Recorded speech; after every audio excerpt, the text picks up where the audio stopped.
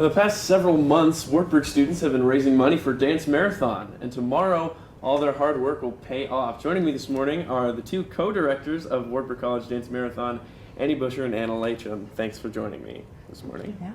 So I guess we should start off with a big question. For those who don't know, what is Dance Marathon? So Dance Marathon is an organization that is nationwide, and we raise money for the Children's Miracle Network hospitals, and our hospital for the state of Iowa is the University of Iowa Stead Family Children's Hospital.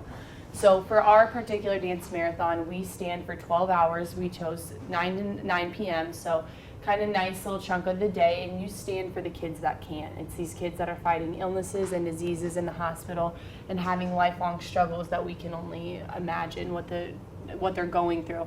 So we kind of stand for the kids who can't, and we dance for more tomorrows and more birthdays and all those things. And it's a nationwide movement that we've seen across colleges and high schools, and middle schools have even picked up on it too. So it's really making a difference in the lives of children at these hospitals. Cool. So your big event is tomorrow. You had your push day yesterday. Can you talk a little bit about that? Yeah, so yesterday we had our push day. We released it on Wednesday night, and so for 24 hours from midnight to midnight, we challenged all of our dancers to get two $20 donations in honor of the 20 miracle families that we have. And it was a really exciting day. We actually raised over $13,000 in 24 hours. That's awesome. So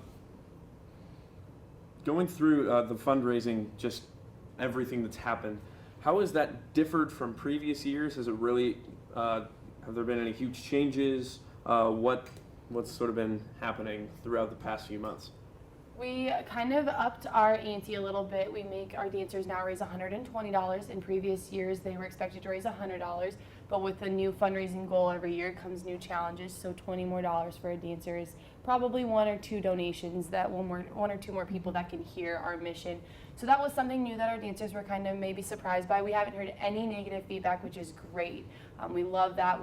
People were very receptive of it and really pushed to make their goal of 120 and even beyond that.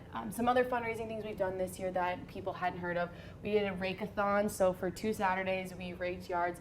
That was a huge fundraiser for us. We were even surprised by some of the donations. We asked for free will donations, no matter the yard size, and people were very generous and very giving of their donations. So it was great, and they got their yards raked for free, or not for free, but by some great college kids, and they didn't have to do it. We also did finals care packages this year, so parents were able to send their care package to their student, just let them know that they're thinking about them.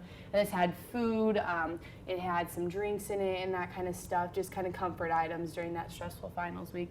So those were 2 new projects that we really enjoyed this year, and we hope to see increase next year even. That's pretty cool. So what's all going on tomorrow? So tomorrow is a big day. We have a lot of different activities. We have laser tag coming in for all of our participants. There'll be a dodgeball tournament. We feed all of our participants, so we'll have Buffalo Wild Wings, Pancheros, Pizza Ranch Pizza, everything like that. We're having people donate their hair as well. LaJames College is coming and donating hair to go to wigs for cancer patients. But yeah, just a lot of activities. Stay busy for the entire 12 hours. Sounds like an awesome time. Can people still donate during this? Yes, for sure. People can donate through 9 p.m. tomorrow night, right before our tote board goes up and we see just how much we've raised. Sweet. So after the event happens tomorrow, what happens going forward for the rest of the year and going into next year? Well, our executive team this year comprises a lot of seniors, so we're kind of in that transition phase where we need to bring the young kids in and kind of get them introduced to what an executive panel looks like for such a lucrative organization. So we kind of plan on having our executive applications are actually already open right now, and then we leave them open after the event too, because that adrenaline kind of can spark a few people that maybe weren't thinking about the executive team and they're like, this is something I want to be involved in. So we'll do our interview process with that, and then we'll kind of get them introduced to their position. We have a new position opening up that we need to outline. Just this organization's growing and like the possibilities are endless, so we need to make sure that our core executive team is really strong. So that's kind of something that we'll look forward to.